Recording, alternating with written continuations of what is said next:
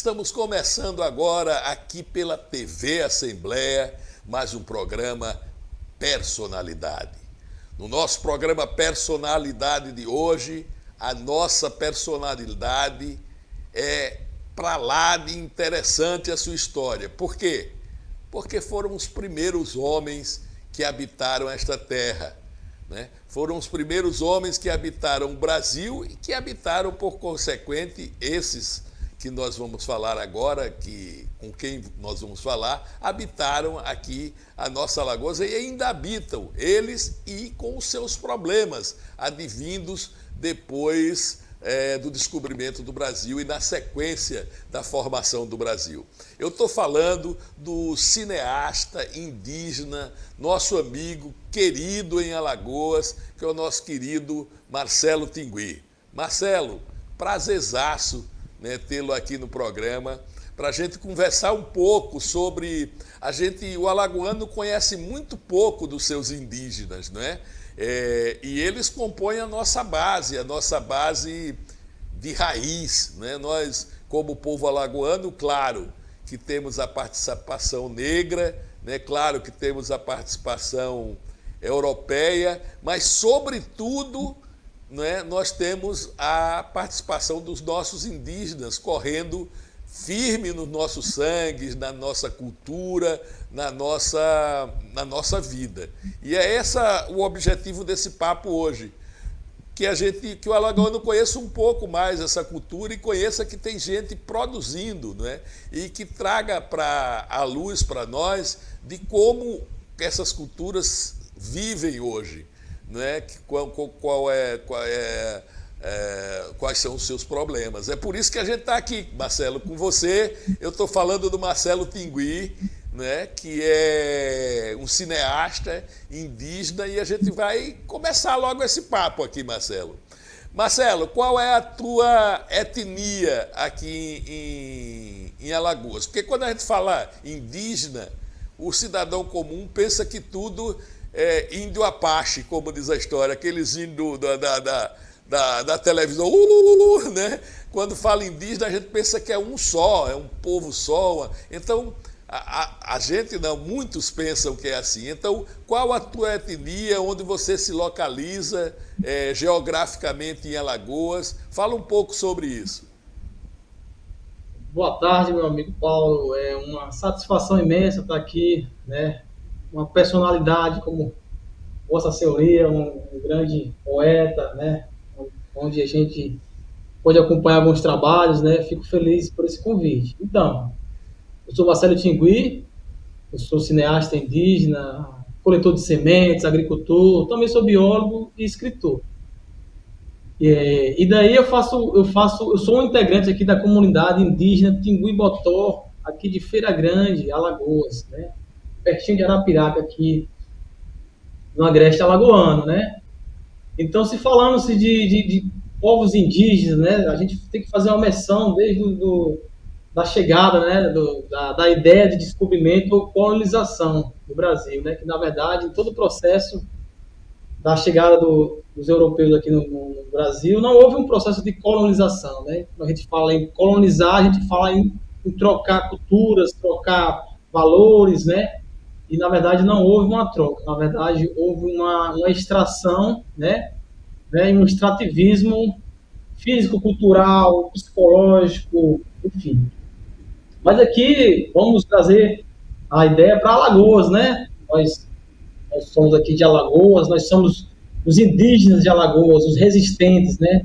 Mesmo com toda a chegada dos portugueses, franceses e outras raças, né, europeias que chegaram aqui para extrair, né, cada um uma abocanhada nesse país tão lindo que é o Brasil, que antes era a terra dos papagaios, ou a terra de Veracruz, né? Então, a gente somos cerca de 12 mil índios, né? Entre 12 mil índios no último censo, né, do IBGE, aqui em Alagoas, né? Somos 12 grandes povos, né?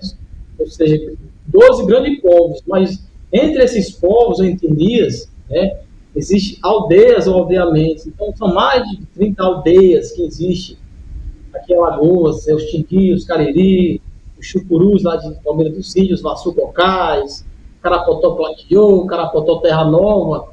Então, assim, várias outras culturas indígenas aqui, puxando aqui para o Nordeste, os Cuiupancás, e outros índios que são os índios do sertão. Então, são constelações de aldeias advindo de outras comunidades, né, como é os Cariris, os Tiribotós. Nós somos remanescentes do povo Cariri lá de São Francisco, né? O povo do sertão já são advindo do povo Pancararu. Então, assim, são constelações, são comunidades que, por mais próxima de uma comunidade, como é o nosso caso com os Cariri, os Carapotó, nós temos culturas diferentes, falamos a língua diferente, cantamos diferente, nos pintamos diferente. Então, assim, a ideia de generalizar índio, né, é um rótulo que traz a ideia que índio é tudo igual, né? E ainda tem um processo, Paulo e espectadores, na questão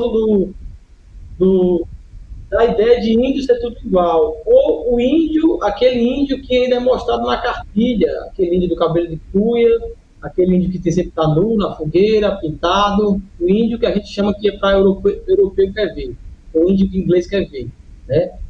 Então há uma discussão ideológica de quem é o indígena, né? Nós que estamos aqui na costa, que sofremos um grande impacto, né, na chegada das caravelas, das embarcações, né? Sofremos o primeiro impacto de miscigenação, né? O contato de índio com negro, com espanhol, com português, toda essa miscigenação, né? E até a principal ideia dos caramirus, né?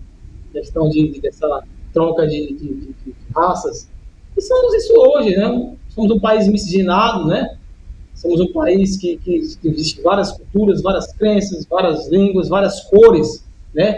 Mas o que difere é que quem é o indígena é o autopertencimento étnico, é ele estar na sua comunidade, é ele fazer a fogueira, ele respeitar o velho, ele plantar, ele colher, ele respeitar a mulher, ele saber dançar, se pintar, né? E ter o respeito, principalmente, eu respeito algo que o branco, que a cultura eurocêntrica não trouxe, não nos ensinou, essa cultura extrativista eurocêntrica, algo que temos, que é a questão do respeito com a natureza, né? Que a gente tem um entendimento que a natureza, o território é sagrado. A gente vê uma montanha, a gente sabe que uma montanha é sagrada, ela é um espírito, um grande espírito, uma árvore é um grande espírito. Então, as narrativas dos indígenas do Nordeste, do Sul, é em pró, em defesa, porque entendemos que a natureza é um sujeito de direito. E aqui nós somos os indígenas de Alagoas, somos os resistentes, mesmo tanta luta, com a cultura da cana-de-açúcar que devastou várias e várias culturas indígenas, com os estereótipos, né? Com os estereótipos sobre a gente, de não sermos mais índios, de sermos índios integrados porque usamos as tecnologias, porque vamos à universidade, porque escrevemos, porque fazemos arte.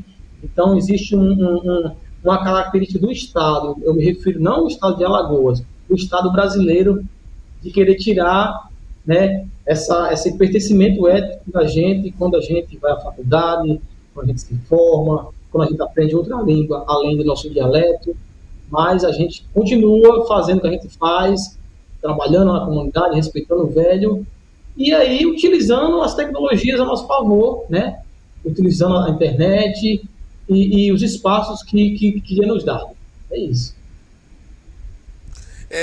Marcelo, eu andei lendo, gosto muito dessa questão do povoamento indígena do Brasil. Tem um alagoano que eu frequentei muito ele, que é o professor Moacir Pereira. Ele morreu velhinho, já está com, acho que uns 5 anos que ele morreu, mas que ele tinha trabalhos importantes no mundo, né, sobre Alagoas. Alguns deles, por exemplo, é um que a gente vai falar lá na frente, inclusive, já pode até falar no curso dessa conversa, é um trabalho sobre a possibilidade de não ter acontecido com o bispo Dom Pero Fernandes Sardinha o que a história oficial conta, que, segundo o professor Moacir, aquilo foi um ardil, uma forma de que os portugueses acharam para demonizar os índios e justificarem a carnificina que foi feita, né, o verdadeiro dizimar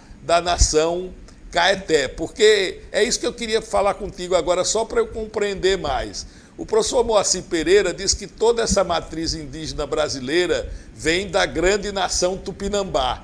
Né? Essa nação se formou e ela saiu espraiando para todo o Brasil.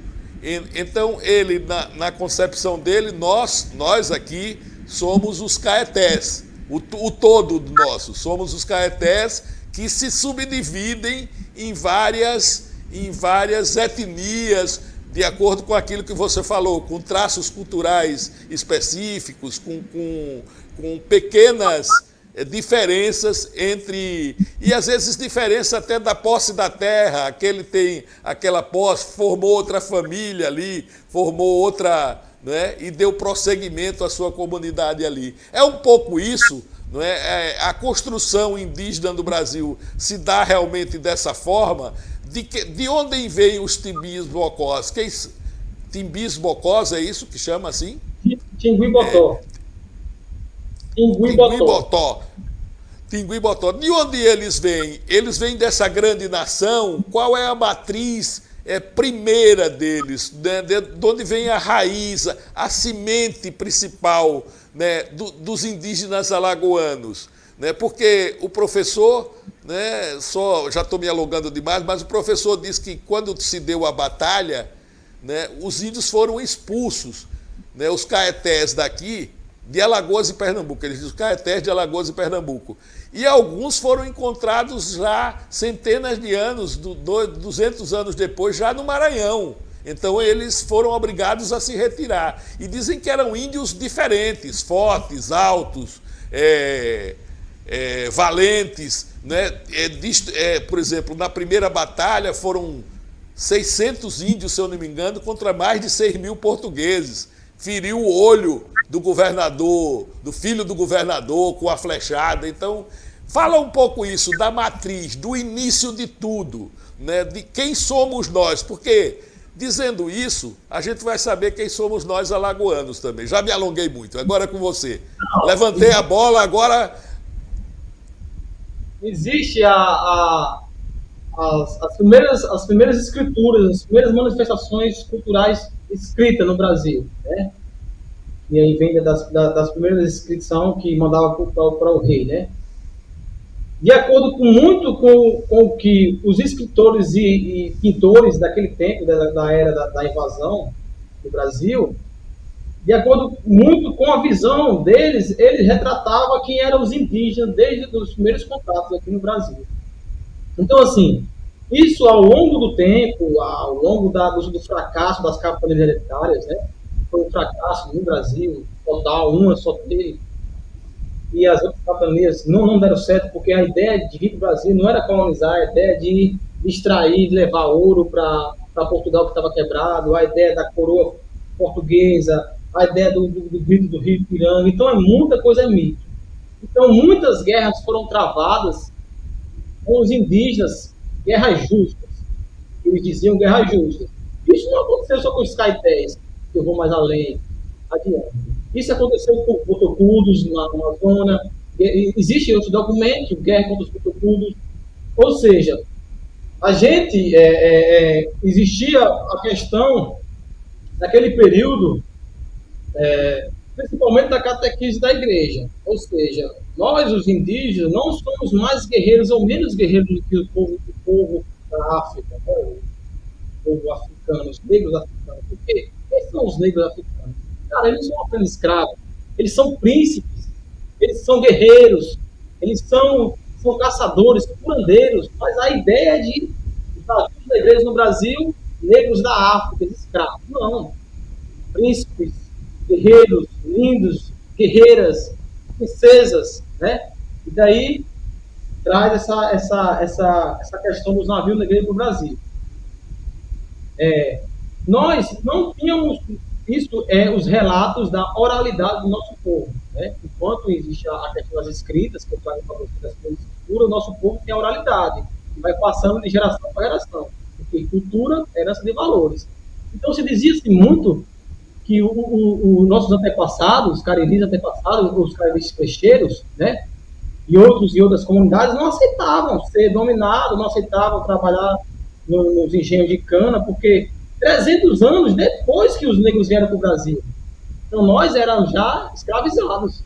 Né? Nós que cuidávamos do rebanho do seu feudal lá, do burguês, nós que cuidávamos dos engenhos de cana, mas só que a gente não aceitava, porque o nosso povo é guerreiro, é caçador, é cacique, é pajé, é cantor, é dançarino.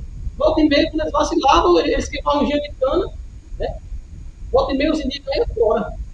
Então acontece muito da história que eu ainda vejo hoje nas minhas pesquisas, em palestras da cidade, falam, minha avó foi pegar dentro de cachorro. Fala isso, dentro de cachorro, e aí a pesquisa me traz que a ideia de dentro de cachorro era esses indígenas que saíam fugidos, né? Os engenhos de cana, e meia hora se estufavam numa vida, e aí alguém da comunidade ia lá e pegava aquela índia, ia cuidar dela, do vizinho e tal. Então, existiu, no período da colonização aqui no Brasil, muito extermínio e muitos fugitivos de aldeamento. Aí existiam os tapuias, os tupi e os tapuias, né? Os tapuias eram os guerreiros que ficavam mais, que não aceitavam, né, essa dominação. Os guerreiros que partiam para cima, que quando apanhava também batia, quando alguém morreu eles também matavam, e os tupi, que eram os mais mansos, né? Que ia entendendo, que aceitava, daqui a pouco já se tornava-se catequizado, católico, abandonando a sua língua, e os tapuias. Então, todo o processo de guerra foi declarado aos tapuias, né? E daí passou-se uma visão errônea sobre esses indígenas, que eram indígenas más, sem almas, né? E que todo o processo de extermínio físico contra eles era verdadeiro, era sagrado, era justo, né? Era justo. Então, a história com os índios, com nossos parentes caetés, né, é mais uma das histórias que existe entre tantas outras histórias, como eu falei aqui, contra a guerra dos Mutocuros, que quase dizimaram os Mutocuros, né? Então, com os caetés, existiam os campotis aqui, que foram dizimados, e outras constelações que foram totalmente dizimadas, porque há indícios de cartas escritas que, por volta de 1490, 1500, existia cerca de 8 milhões de indígenas no Brasil. Eu não gosto muito das exatas, das humanas, mas se eu fazer um cálculo aqui de 8 milhões de indígenas, e hoje, segundo o censo do IBGE, temos cerca de 1 milhão, né? Então, olha o tanto de índio que foi morto no Brasil. Olha o tanto de indígena. Estamos falando entre 6 a 7 milhões de índios. Quando eu falo para meus alunos nas palestras, nas oficinas, que no Brasil houve guerra biológica, eles não acreditam. O Brasil foi terra que existiu, o continente aqui, no continente do nosso Brasil, da América do Sul, foi um dos lugares que houve o maior holocausto no mundo. Então foi mais do que a Segunda Guerra Mundial com Hitler e judeus. Então aqui dizimaram comunidades indígenas. Voltando para os caetés, para a realidade dos caetés, segundo a oralidade do meu povo é o povo que Botó, reconhecido como Cairi Peixeiro, que aí eu vou trabalhar um pouco adiante sobre a questão da origem, mas a gente tem o conhecimento dos nossos mais velhos, que os mais velhos conversaram, foi passando para nós que aquilo tudo foi um factoide, aquilo tudo foi um motivo, né, para poder dizimar os indígenas caetés. A ideia da morte do bicho sardinha, da questão do canibalismo, foi tudo. A história eles dizem, bom, segundo a história que meu pai já me contou, que meu avô me contava, é que dali quem matou o próprio bispo mesmo foi os próprios que vinham na embarcação, mas ele. Ou se mataram, o bispo já chegou morto na terra. E daí se criou-se um factóide contra os indígenas, né? Para que se criasse um resultado de morte, uma guerra justa, e ficar essa falsa imagem dos indígenas caetés, né? De canibalismo, de morte de um bispo e tal. Então, assim, todo momento existiu essa questão, né, de guerra justa, de morte justa, e isso é uma coisa que eu, como indígena, nunca acreditei, que exista um ser superior que precisa matar, né, para que a gente tenha que seguir. Então, assim, a origem dos povos aqui, eu posso falar do meu povo, os cariris, segundo os relatos, a gente tem um professor alagoano, Clóvis Antônio, né, general FAO, ele teve uma participação grandiosa aqui na nossa comunidade, com reconhecimento na nossa comunidade, e alguns estudos dele a gente comprova que nós somos remanescentes do povo cariri. Então, o povo cariri, ele é remanescente dessa costa do São Francisco, né? Então, a gente somos remanescentes desse povo. E com uma junção com o povo caeté. Então, ou seja, todo o processo da personalidade genótipa do povo alagoano, ela tem traços fundamentais indígenas, né? Então, é algo para que temos orgulho, né? Não queremos ter um traço com o povo europeu, de achar que a ideia de sangue azul, a gente é um povo bonito, né? Agora, a questão do ser indígena, do pertencimento étnico, é outra história, mas a herança sanguínea, a herança espiritual, né? Essa coisa do povo alagoano é uma coisa muito forte, né? Então, assim, é mais ou menos isso. Marcelo, outra, para mim, uma grande falácia, né, que uma grande mentira, mas eu queria que você transcorresse sobre ela, é que foi dito muito desde os bancos de colégio que a gente toma informação de que o índio não se adequou ao trabalho escravo porque o índio seria preguiçoso, né? Porque o índio seria indolente e preguiçoso.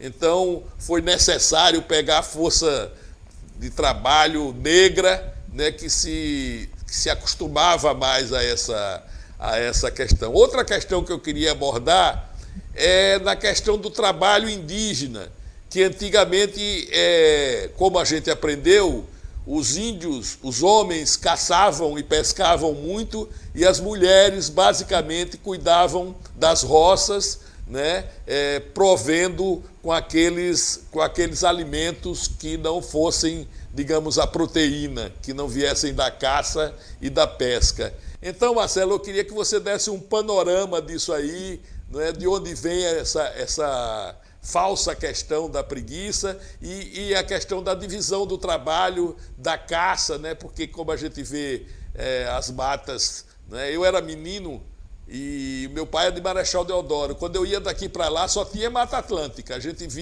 não via um pé de cana, agora só vê cana.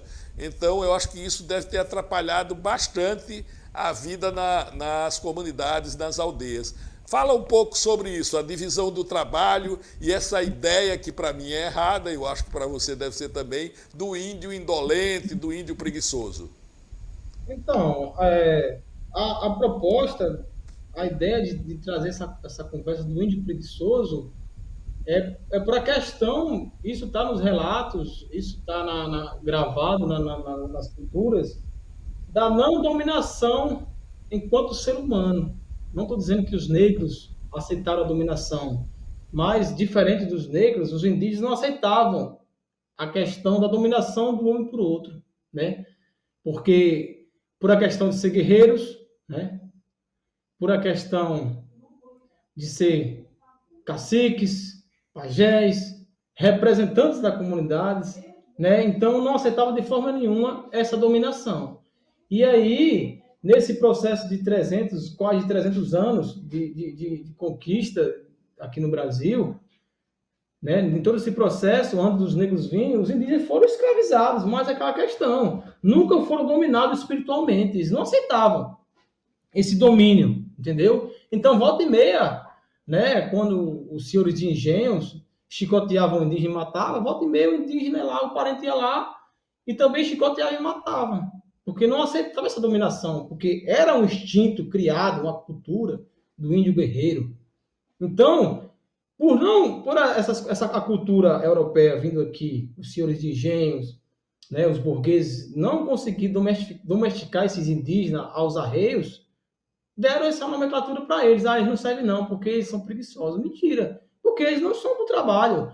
A cultura desse povo é de caçar, é de pescar, é de cantar, de ouvir a natureza, dialogar com a natureza, conversar com as árvores, se curar. E daí vou começar a trabalhar uma coisa que eu nunca vi, que é a cana-de-açúcar, né, que é uma cultura presente aqui no nosso estado. Por quê? Porque outro homem está me mandando.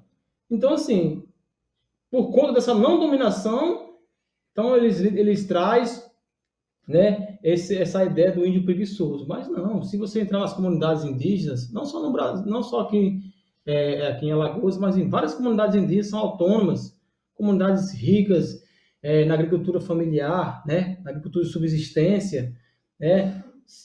O nosso povo aqui é intitulado como o maior produtor de batata doce, né. A nossa comunidade aqui todo mundo planta, os jovens, os casados, os solteiros, todo mundo planta. Farinha, a gente tem uma casa de farinha aqui, tem casa de semente. Se você for aqui para Palmeira dos Índios, Chucuruz aqui, o pessoal tem uma plantação de banana imensa.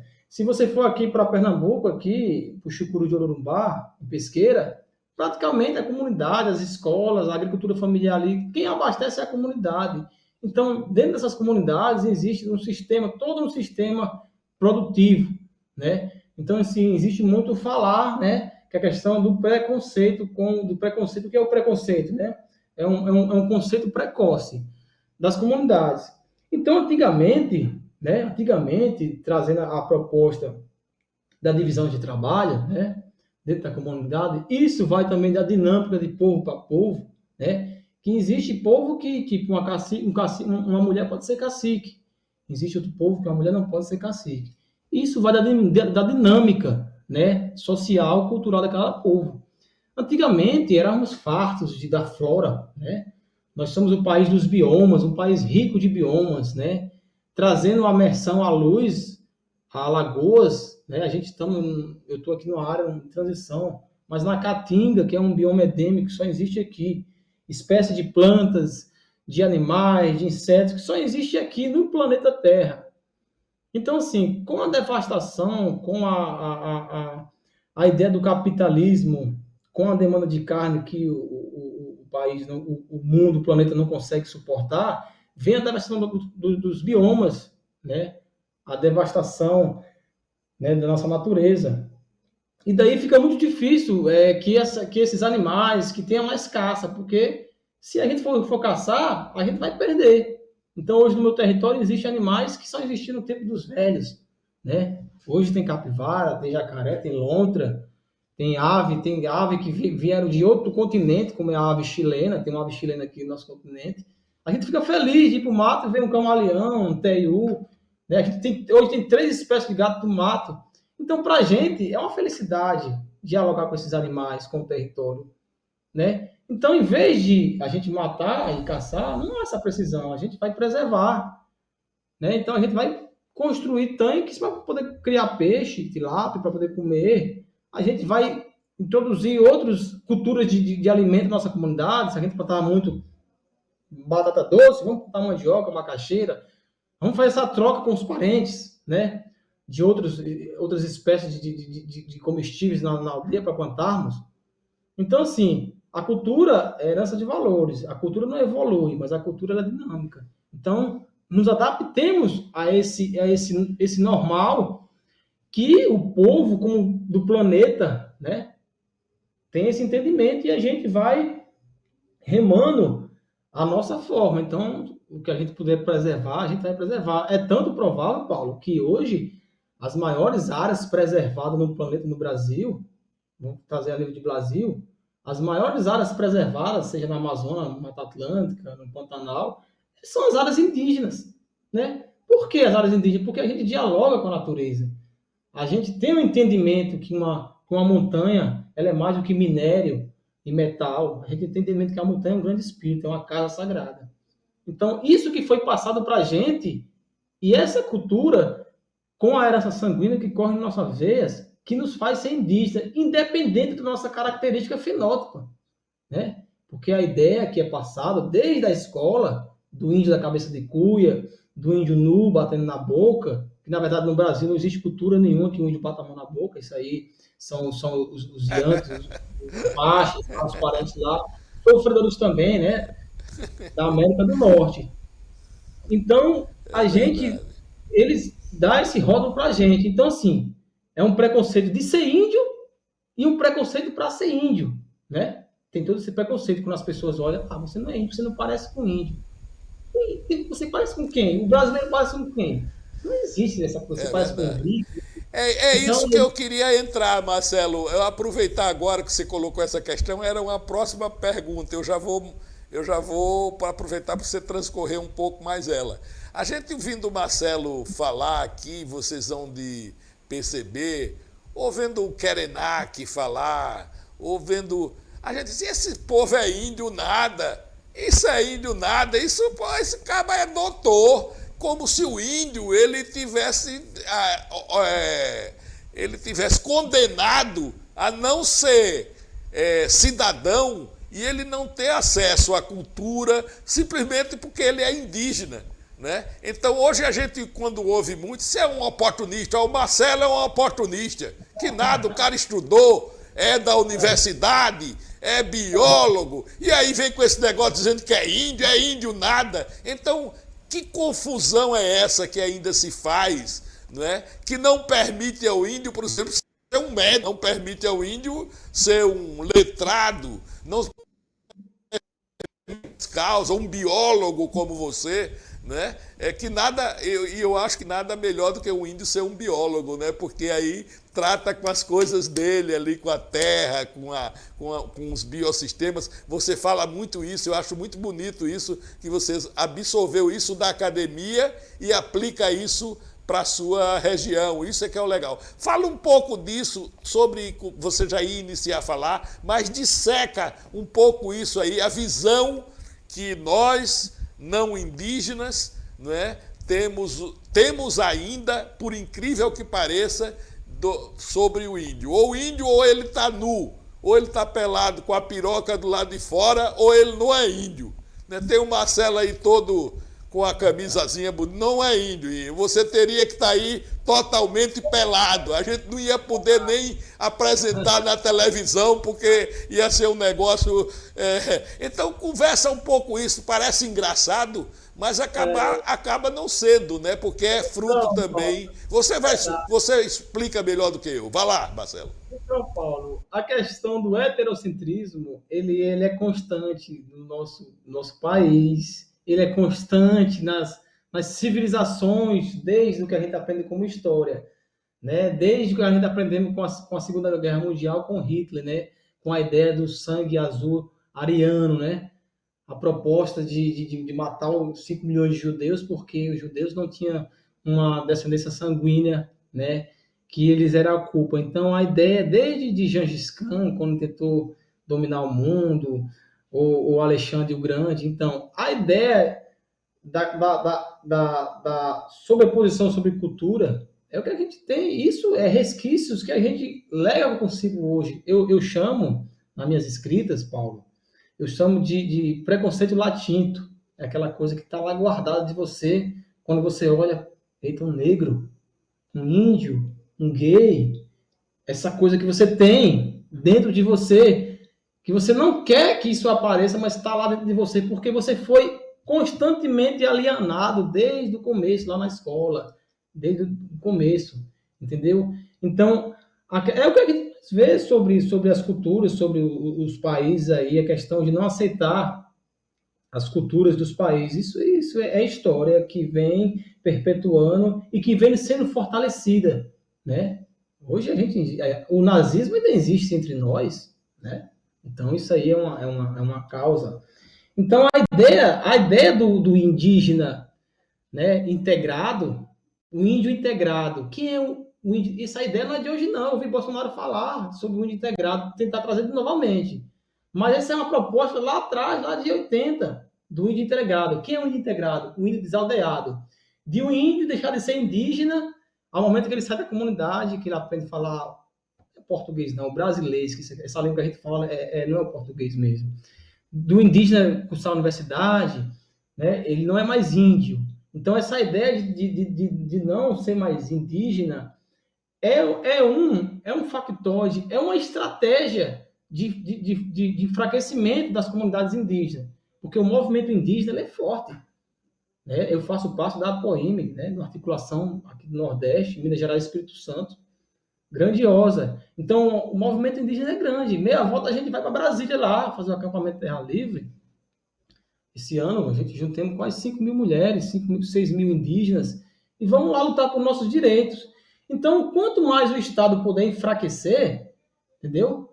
Enfraquecer, são estratégias. Enfraquecer, ele vai enfraquecer, dizendo como. A vida toda eu passei uma temporada na universidade, e a vida toda sempre tinha aquela história, quando um professor novo chegava, tem um índio na sala, e todo mundo grita um índio. Ah, mas você é um índio muito moderno, né? Você é um índio que usa iPhone, né? Eu lembro que teve uma passagem que eu estava no intervalo, a hora do professor entrar, eu adoro música clássica, né? Eu estava ouvindo as 4 estações, né? Outono, e aí o professor parou, começou a olhar para mim, quem está ouvindo outono? É o índio. Nossa, o índio gosta de música clássica, eu fico olhando, por que não? Né? Até hoje a ciência não provou que temos um encéfalo menor do que vocês que são descendente europeu, sangue azul. Então, assim, isso é uma estratégia de desinclusão social, né? Que isso é trazido na sociedade, que isso é perpetuado na escola, nas universidades, que a universidade, né, não faz o seu papel social, muito pouco ela faz o seu papel de inclusão. Então, a proposta de inclusão ela é utopia. E aí, como é que podemos fazer? Seguir na luta, né? Porque o que difere o indígena não é a característica. Isso é um ditado que eu já vejo de muitos anos que fala, né? Não julgue o livro por a capa, as aparências enganam. Então, o que faz o indivíduo? Quem é o indígena, Paulo? Para as comunidades indígenas, isso para a PIB, que é a articulação dos povos indígenas no Brasil, isso para a antropologia, para a ciência, para a Constituição Federal. Quem é o indígena? O indígena, ele é o filho de índio com índio, ou de índio com não índio, que tem o seu pertencimento étnico, que diga eu sou indígena, né? Que cante, que dance, que saiba se pintar, e que também aquela comunidade que ele se auto-intitula indígena, aponte ele. Quem serão? São as lideranças, vai dizer, Marcelo Tigui é indígena da comunidade que votou. O auto-reconhecimento. Então, esse é o indígena. Independentemente se ele tem um cabelo cacheado, se ele tem um cabelo louro, se ele tem um olho azul, isso não vai fazer. Ele tem uma herança genética. Ele tem um acompanhamento espiritual especial, ancestral. Então, assim, é constante. O preconceito, eu sempre falo, o indígena, principalmente o indígena do Nordeste, ele tem que estar armado todos os dias, não com arma física, mas com arma argumental. Você tem que ter um argumento. E às vezes é chato, você tem que explicar para as pessoas o que foi as capitanias hereditárias. As pessoas não estudam história, não querem. Por que é importante saber a nossa história? Porque a história, ela diz o nosso presente. Então, assim, muitas vezes você ignora, mas muitas vezes você debate, muitas vezes vale a pena explicar e muitas vezes não vale a pena explicar, né? Então, isso é uma questão que ela é afirmativa, principalmente na atual cenário de conjuntura política, social no nosso país, o discurso de ódio, o discurso de preconceito com o indígena, com o negro, com as mulheres, com o nordestino, né? Com o nordestino e com o brasileiro lá fora, né? A gente estava num evento lá fora, e aí eu fiquei em Brasília, meu irmão foi acho que para a Escócia. Meu irmão, ele é um articulador da PI, Marcos Sabaru, uma liderança conhecida internacionalmente. E aí ele está falando sobre a questão do Brasil, e existe um preconceito muito grande sobre o brasileiro lá fora nos países, entendeu? Então, assim, é uma coisa absurda, o preconceito, ele está em todos os cantos. E o pior é que a cada tempo que se passa, né, a gente alimenta, eu falo a gente como sociedade, né? Então, assim, é algo que existe, mas que você não pode baixar a cabeça, tem que lutar, né? Então, é algo que constantemente a gente luta, a gente tem parceiros, né? E as pessoas que não entendem, a gente procura trazer o entendimento, né? Isso com argumento, com arte, com escrita, né? É mais ou menos isso. E o nosso telespectador vai vendo também como esse tema é empolgante e como a gente conhece muito pouco desse tema, né? Então a gente já está quase chegando no limite da hora da gente, e a gente que apresentou Marcelo Tingui, apresentamos um cineasta e não falamos nada de cinema até agora. Não falamos nada de cinema porque a questão indígena ela suplanta é tão necessária hoje, né, para o desenvolvimento do país, né, enquanto nação, enquanto povo, né, dono dos seus destinos, que a gente leve essa discussão. A gente tem visto aí problemas sérios, execução de indigenistas, de índios. Então, aqui mesmo em Alagoas, eu sou criado na época do Clóvis, eu estudei na faculdade na época do Clóvis, a gente conversava, fazia parte da Sociedade Alagoana de Defesa dos Direitos Humanos juntos, eu, o professor Clóvis e mais alguns outros caciques, inclusive, que foram assassinados. O Ibe Menino, que era amigo nosso, né, foi um indígena assassinado. Né? Então a gente tem isso aqui em Alagoas, é a disputa da terra, das oligarquias, né, em busca da terra, da posse da terra, né, achando que a terra toda é sua, não pertence a mais ninguém, é dele. Tanto que aqueles que vieram primeiro foram enxotados da sua terra. Bom, mas a gente pegou esse assunto todinho e vamos continuar nele, claro, porque a sua arte, ela também enfoca, como não poderia deixar de ser, a sua realidade, a realidade indígena. Então, fala um pouco disso. Eu acho que é fruto disso tudo que você vê na sua aldeia e tal, né, com o advento da sua entrada na universidade, o contato, deve ser por aí que você se apaixonou pelo cinema. Né? Como foi essa paixão e como é o seu trabalho hoje no cinema? Então, tudo começou, na verdade, com um trabalho de pesquisa, né? Então, a universidade, né? Silvia Martins, né? Professora da UFAL, ela trouxe aqui umas alunas para fazer um trabalho de mestrado aqui na comunidade, né? Que hoje são pesquisadores também, Ana Laura, né?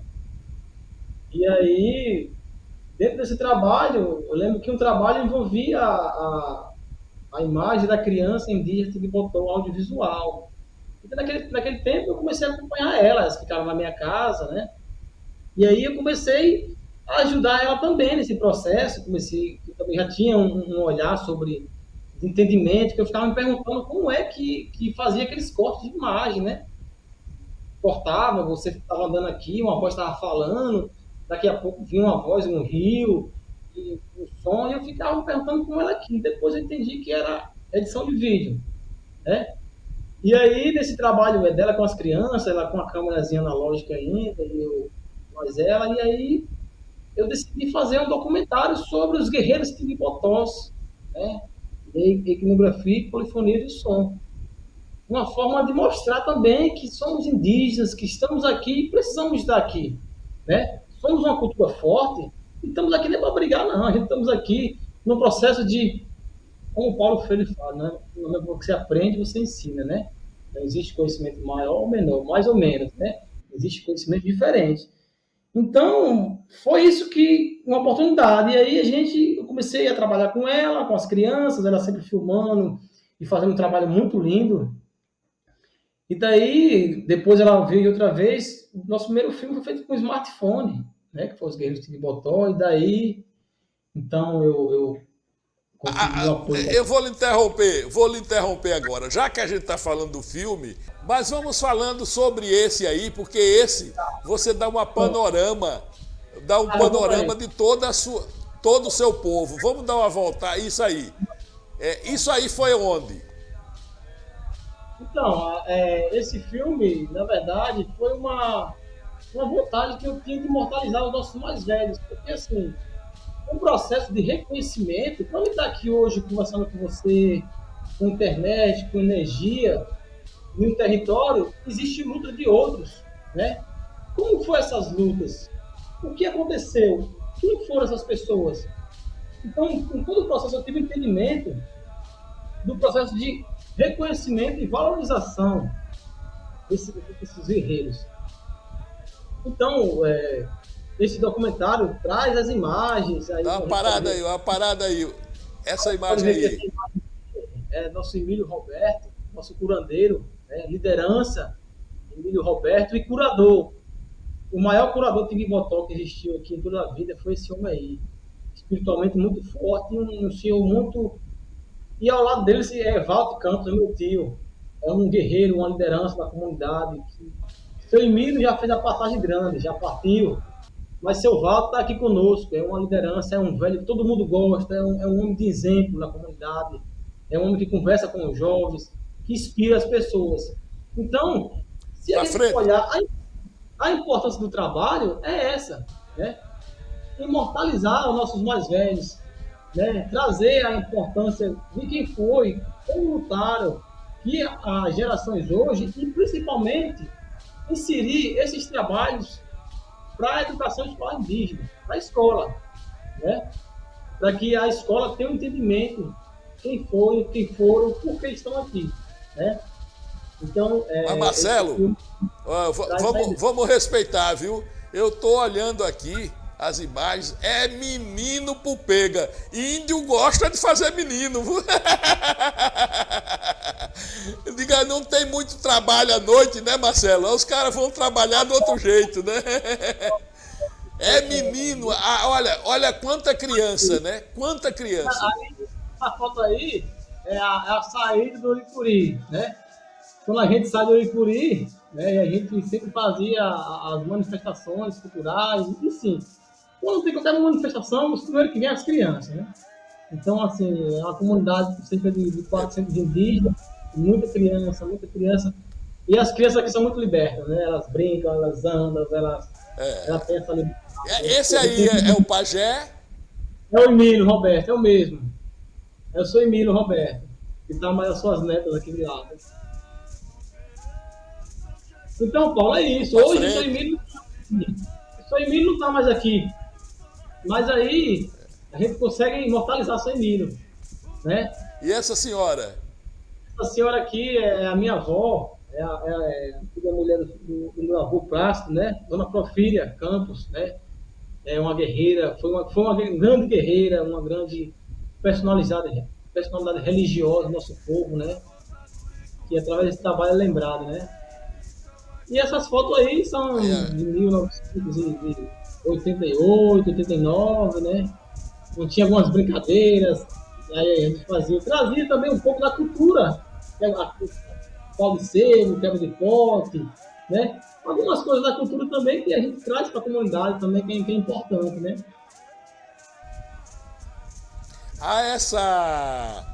Essa junção. Aí é na Casa de Farinha? Essa é a Casa de Farinha ancestral, né? E aí, o bom do audiovisual, ele não existe barreira, ele ultrapassa as barreiras, né? Ele é um arquivo, ele é prova viva. Isso aqui é a prova viva que desde muito tempo a gente produz farinha, né? Então essa aqui foi a primeira casa de farinha velha, a gente mexia no rodo.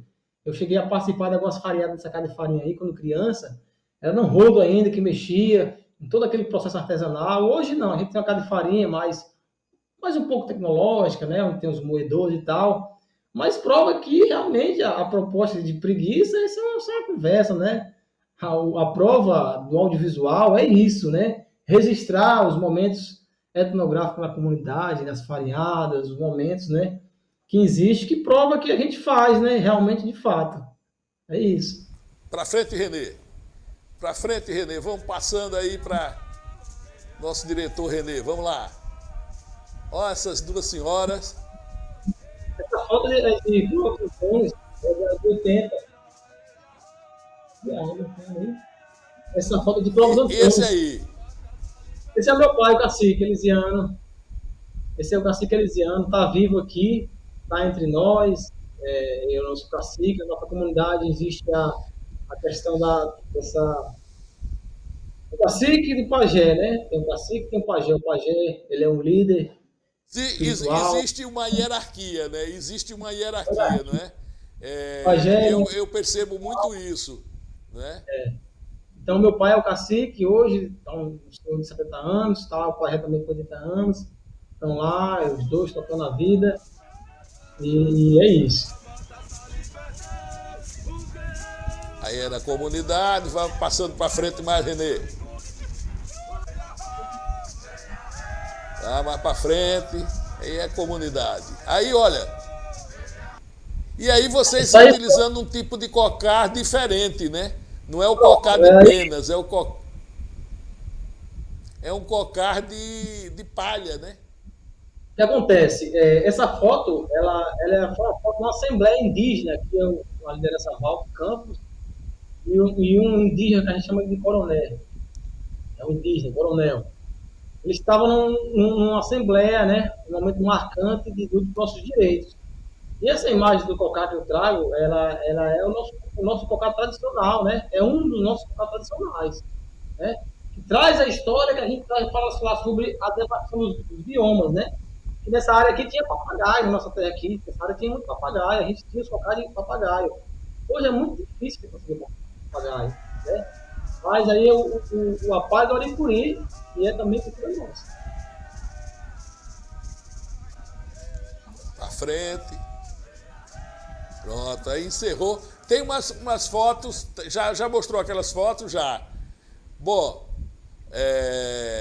Marcelo, a gente está se encaminhando para o final e falar um pouco agora sobre o cinema. O que é que você pensa daqui para frente com o cinema?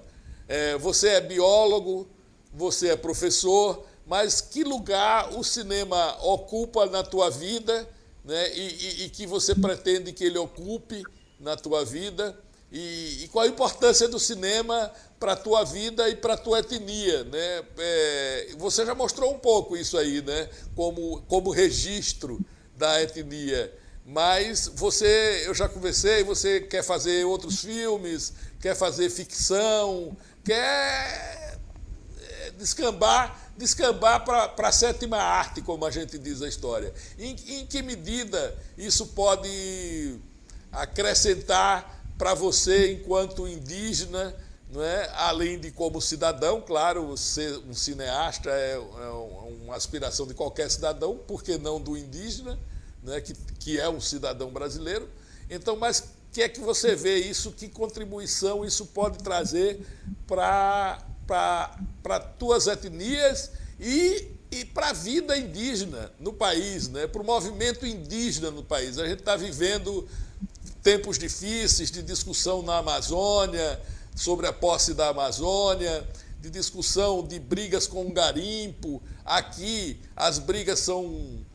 Aqui eu acho que nós não temos garimpo, mas temos as oligarquias vindas do campo, né, que travam lutas sérias pela posse da terra, vitimando indígenas. Então, o que é que o teu cinema pode contar e pode ajudar nessa luta toda que você desenvolve? Então, meu amigo, eu tenho um entendimento, né, que não existe um modo de fazer cinema único ou modo genérico de fazer cinema. O cinema ele é uma arte, o cinema ele é denúncia, o cinema é informação, é alegria, é dor. Então, é toda uma constelação de sentimentos que o artista leva para o ouvinte, para o telespectador. Então, a nossa característica do coletivo, a gente tem um coletivo aqui chamado Tingui Filmes, que é um coletivo audiovisual dentro da comunidade, que alguns jovens, né, têm essa semelhança de trabalhar com audiovisual, né, e a gente chama aqui o cinema de guerrilha, né, porque a palavra do termo guerrilha não é de guerrear ou de guerra. O de guerrilha é de lutar contra a supremacia, né, contra o sistema, né, que tenta diminuir ou rotular a classes, né, classe menor ou maior. Então, essa é a ideia de lutar com o que temos, né? Quando a gente tem uma câmera legal, a gente faz com um smartphone, né? Quando não temos, a gente faz com áudio. E aí é o cinema de guerrilha. Então, no meu entendimento, a busca, né, porque é cinema e comunicação. A gente tem a página no YouTube, que a gente coloca nossos documentários, a gente participa de mostras de cinemas, né? Aqui a nível de estado, a nível de nação, já participamos de mostra de cinema internacional, filmes nossos já foram para fora do país. Então, a ideia é de trazer essa arte também da denúncia também, né? No documentário que eu fiz sobre Cá Estamos Nós, né? Eu trago toda uma cronologia do que foi falado, das ciências, né? Porque tem uma proposta que eu trago também, como eu falei, que eu sou escritor, eu tenho vários artigos publicados, que eu falo um pouco sobre o que é ciência, né? E eu falo que dentro das comunidades indígenas, o que a gente faz é ciência, né? Ciência não só é o que a academia eurocêntrica traz, não, né? Como esse padrão eurocêntrico, né, estereotipado traz, não. Isso que a gente tem nas comunidades indígenas, não, é ciência. Esse modo de vida, esse entendimento das ervas medicinais, isso é ciência. Não é apenas conhecimento comum ou vulgar. Então, nesse filme, eu trago um pouco sobre as visões, né? Cá estamos nós, o que estamos fazendo, né, com a natureza. Porque tudo, Paulo, pode ter certeza, meu amigo, tudo é o universo, é a natureza, tudo a natureza é uma casa, é uma mãe, a nossa terra é uma mãe. Talvez a gente só vai enxergar isso quando a gente partir desse mundo para o outro. A gente vai ver quanto esse planeta é importante, quanto a vida de um arbustozinho lá, de um juazeiro lá é importante. Então, a minha contribuição como guerreiro, eu sou um guerreiro na minha comunidade, sou filho do cacique, não sou liderança, eu sou um guerreiro, né? Mas a minha contribuição, eu vejo que a minha contribuição é de trazer essas narrativas do povo de Tinguibotó e de outras comunidades, que eu também faço oficina em outras aldeias, eu também faço, apoio outros coletivos, né? Se me chamar, eu vou dar aula de graça. É uma coisa que eu sinto que o audiovisual, ele é uma ferramenta de resistência e existência, né? Que no momento que eu trago um documentário como esse aí, Iconografias e Polifonias do Som, eu estou trazendo processos narrativos da comunidade de luta. Então, estou mostrando para o menino lá de 12 anos que é importante fazer uma farinhada, que é importante ele ir para a roça mais o pai dele. Isso eu vou tirar a ideia das drogas, isso eu vou tirar a ideia do preconceito, isso eu vou tirar ele da bebida, né? Se eu mostrar para ele que é importante ele se pintar e ter alguém lá, o menino lá e filmar ele, e a gente à noite colocar no cinema, que a gente chamou Cinema na Aldeia, que é um telão no meio da aldeia, e a gente coloca umas pipocas lá, todo mundo vai comer, todo mundo quer se assistir. Isso é um processo social de valorização da sua cultura. Eu vou estar tirando esses jovens dos algoritmos do WhatsApp, dos algoritmos do Facebook, do Instagram. Então, assim, essa é a ideia. O cinema de guerrilha é isso. É valorizar o processo, denunciar também, e também mostrar a arte da natureza, o diálogo com as comunidades, o diálogo com os animais. Então, assim, eu pretendo, eu particularmente, porque, assim, Paulo, ao contrário de muitos artistas que às vezes traz um pouco da questão, alguns, não todos, da fama, da intitulação do seu trabalho, o meu trabalho é em prol da comunidade. Então, assim, antes do Marcelo Cinear, já vem o Tinguibotó. Então, sempre eu procuro trazer o meu povo, a história do meu povo primeiro do que eu. E eu sempre ficar nos bastidores ali, sabe? Mas eu acho importante levar o nome da minha aldeia. Eu acho que, assim, ela tem que estar acima de mim, eu tenho que estar abaixo dela, porque é dela que eu tiro todo o meu sustento, todo o meu fruto, toda a minha ideologia. Então, eu estou tentando mestrado agora esse ano na UFSC, mestrado de cinema. Eu pretendo entrar, se eu não entrar esse ano que vem eu entro no mestrado de cinema. E a minha ideia é essa, fortalecer o coletivo aqui. Tá chegando outros meninos mais novos, graças a Deus, e pessoas, pesquisadores e pessoas importantes como você e outros, né, que têm contribuído muito sobre essa questão da cultura de Alagoas, em específico no audiovisual, na implementação de editais, na ideia de trazer pessoas, né? A gente tivemos algo que nunca tivemos na nossa vida, a gente compramos câmeras profissionais, compramos um drone, né? A gente podemos comprar um computador bom para poder fazer edição de vídeo, que a gente fazia edição de vídeo num notebookzinho, e nosso vídeo ficava muito ruim a qualidade, com Audi Blanc, né, que foi muito bem imposta, né? O pessoal da Secult fizeram um trabalho excelente. Hoje a gente tem um estúdio, a gente tem um drone, e sempre quando tem edital, a gente tem a oportunidade de entrar para poder comprar uma lente. Então, assim, eu acredito que são esses processos narrativos de reconhecimento, né, que vai dar uma antologia para nós, a gente falar assim, ó, existe alternativa. Eu participo, Paulo, de um grupo de estudo, né, a qual o Boaventura de Souza Santos faz também parte dele, né, que ele trata muito sobre um tema que é as epistemologias do Sul, né, do Sul global, né, que fala um pouco sobre a opressão do Sul, ele faz essa metáfora entre o Sul e o Norte, né. E aí, nas minhas escritas, e no que muito ele fala, eu acredito muito sobre essa questão de a gente procurar a valorizar as nossas expressões do nosso povo e deixar de pensar que tudo é belo e tudo é romântico na Europa. Vamos valorizar nossos indígenas, nossos negros. Cara, o guerreiro é lindo, é maravilhoso o guerreiro. Quem pode acompanhar as nossas manifestações. E Alagoas, ela é riquíssimo, né? Eu participo do grupo do Foucault, eu acompanho algumas manifestações, né? É uma maravilha a gente poder ver essas culturas. Então, vamos tirar a ideia de que a Disney, né, a Warner, não, a gente tem que vir para as comunidades, vamos visitar as aldeias indígenas, vamos conhecer, vamos entender, e aí despertar processos espirituais e cosmológicos, né?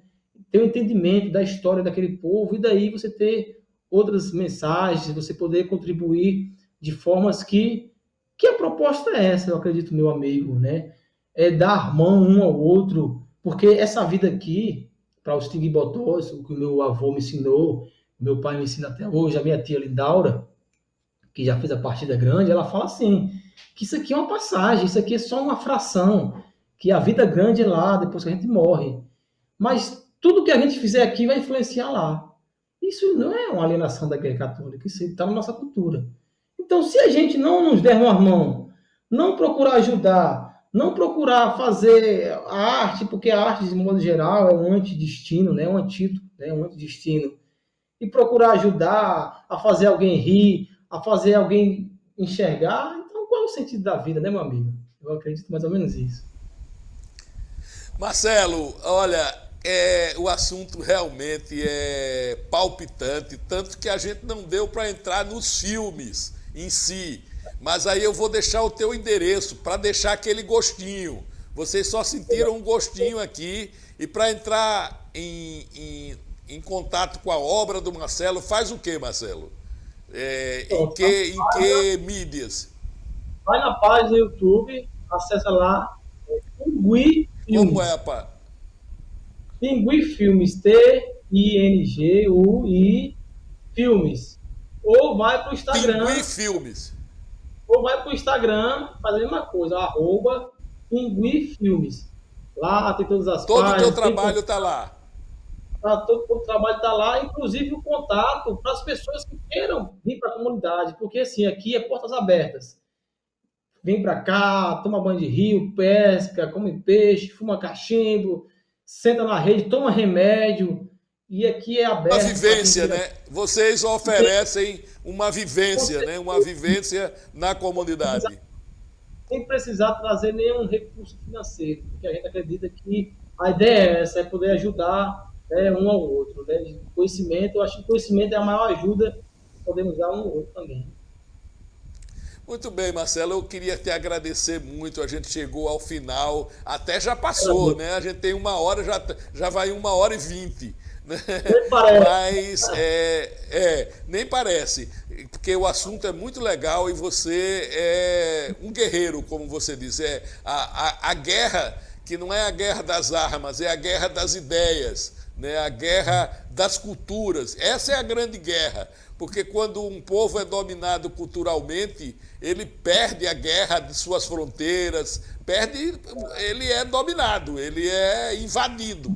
Né? A primeira forma de quando você quer invadir um povo ou ganhar a guerra de um povo é dominar a sua cultura, dominar e extinguir.